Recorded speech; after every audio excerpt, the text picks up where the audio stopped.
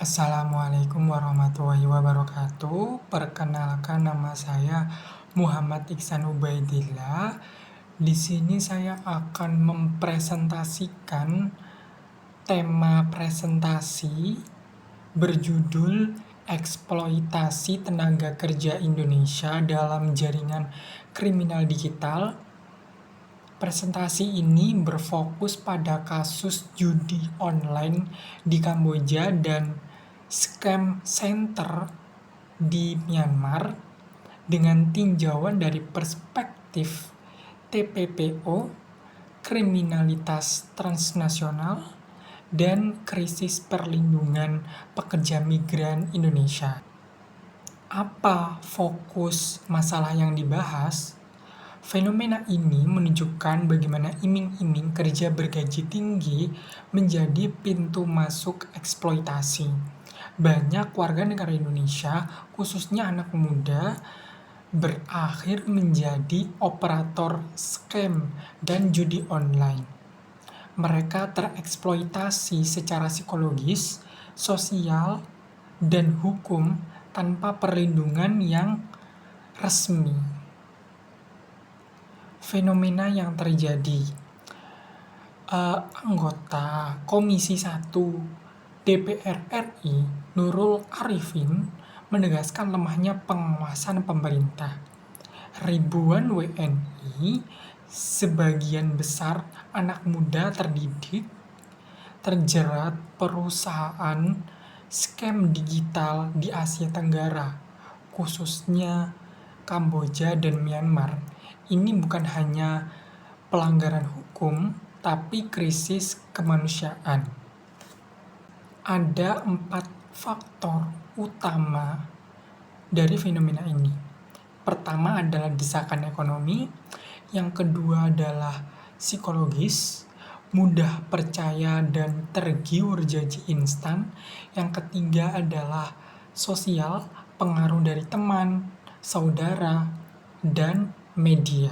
Yang keempat adalah dari faktor struktural, lemahnya perlindungan dan kontrol negara atas migrasi kerja. Selanjutnya saya akan membahas peran media sosial dalam fenomena ini.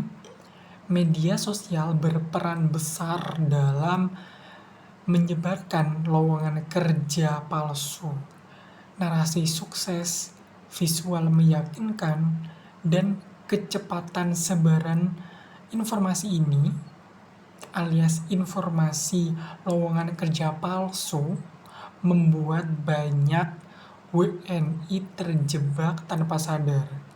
Minimnya verifikasi menambah kerentanan mereka.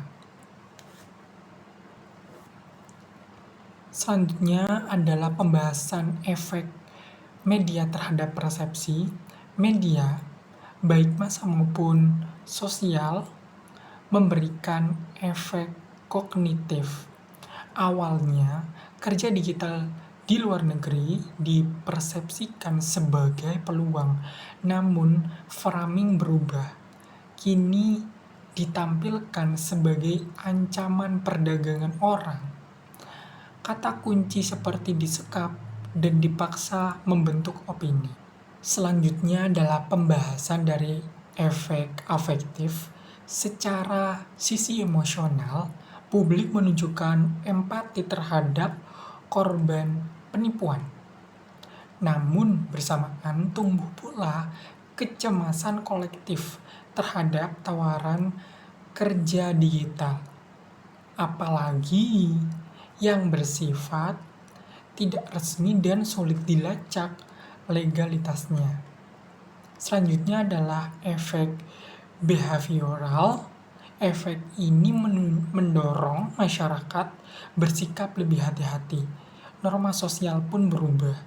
Kerja ke luar negeri tanpa dokumen kini dianggap penuh resiko, bukan lagi penghargaan atau peluang. Ada pergeseran sikap kolektif. Selanjutnya adalah pembahasan tentang risiko desensitisasi. Namun, perlu diwaspadai resiko desensitisasi. Jika pemberitaan terus berulang tanpa solusi nyata, masyarakat bisa merasa jenuh, bahkan apatis. Ini juga menurunkan urgensi dan empati terhadap korban baru. Selanjutnya adalah efek priming dan stereotip. Media juga memicu priming, membentuk kewaspadaan otomatis terhadap tawaran kerja asing. Stereotip baru muncul, kawasan seperti Myanmar atau Kamboja dianggap berbahaya. Ini mempengaruhi cara masyarakat menilai semua tawaran, bahkan yang legal sekalipun. Berkolerasi dengan sikap dan keyakinan baru. Dari sini lahir sikap kritis terhadap tawaran kerja luar negeri. Legalitas dan verifikasi informasi kini menjadi prioritas utama sebelum mengambil keputusan. Dari perilaku imitatif, positif, tidak hanya kritis, masyarakat juga meniru perilaku positif, misalnya kampanye edukatif dan para penyintas atau aktivis. Dari adaptasi terhadap lingkungan teknologi, perilaku masyarakat turut dibentuk oleh teknologi dan sosial. Hal ini memicu perilaku baru seperti agresif, pasif, hingga adiktif.